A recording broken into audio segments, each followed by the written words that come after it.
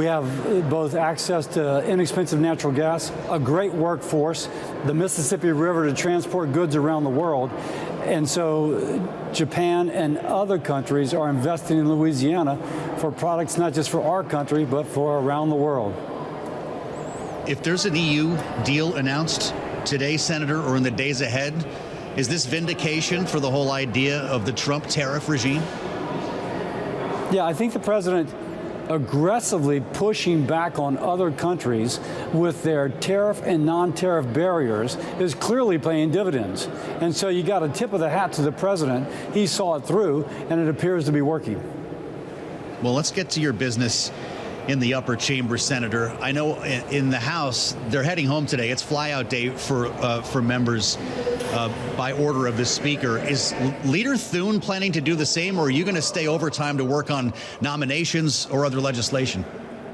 He's talking about staying overtime to work on legislation, to work on nominations. Of course, I'm hoping we also do some legislative stuff. We're here to pass laws to make the country better. So we have that opportunity, let's do so. Principally, he's looking at nominations. Nominations, and maybe, God forbid, spending a little time on writing a budget for the next fiscal year? Wouldn't that be good? The three appropriation bills that we're taking up have significant rescissions, a rebalancing of where we spend our money.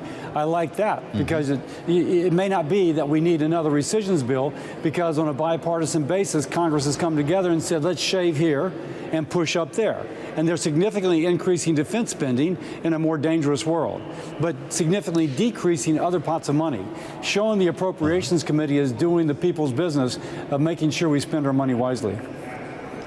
Well, Senator, our viewers and listeners should know, if they don't already, that you're not only a practicing physician, you're chairman of the Committee on Health, Education, Labor, and Pensions. And you've got an important project underway that we've actually talked about before that is advancing to the next stage here, because you've got a Democrat on board, Senator Tim Kaine, helping to propose a rescue plan for Social Security.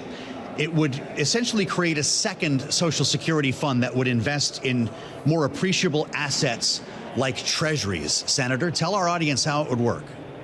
Context: the Social Security Trust Fund is going insolvent in about 8 years. By law, the amount of money coming in has to match the amount of going out. When that trust fund goes insolvent, in order to match those two, outgo will cut by 21 to 25%. If you're getting social, or if you're going to, your benefit will cut by 21 to 25%. And nobody has a plan to address that.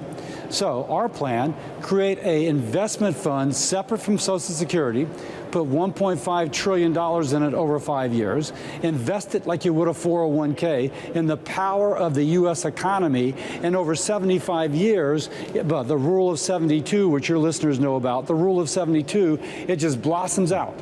We use that money to offset any borrowing required to pay scheduled promised benefits.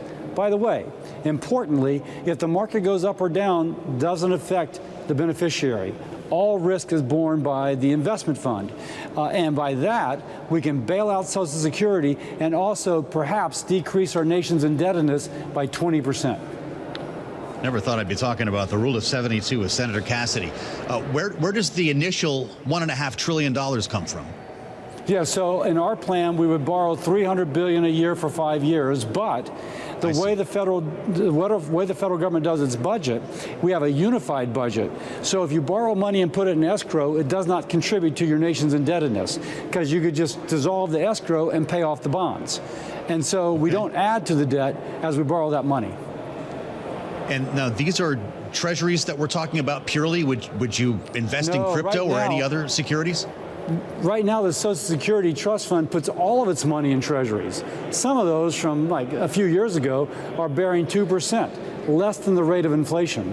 No, we would do like your 401k. First, there'd be a board of trustees or investors, an arm's length away from Congress and the executive. They would bid out to someone to manage the money, as the federal government currently does with the savings plan for federal employees, the retirement system. They would make the decisions on a fiduciary basis. They would make the decisions, again, arm's length separated, but they could put it in equities of any sort, in assets of any sort. They could put it in treasuries. Those are pretty low yielding. Probably put it in something different. If we're following Rule of 72 here, and you're talking about decades, not years, Senator. In our remaining moment, you point out, you just said it, and as well in your op-ed in the Washington Post, the Social Security Trust Fund will be insolvent as soon as 2033. Would this separate account have enough money to make up the difference by then? So not by 2033, so it would only partially offset the borrowing required to pay scheduled benefits. By the way, everybody knows we're going to borrow that money. No one has a plan how to offset it. But in our plan, as it goes up, it at first would partially offset, and at the end, it could potentially fully offset and even evergreen the Social Security Trust Fund, so we never have to worry about this again.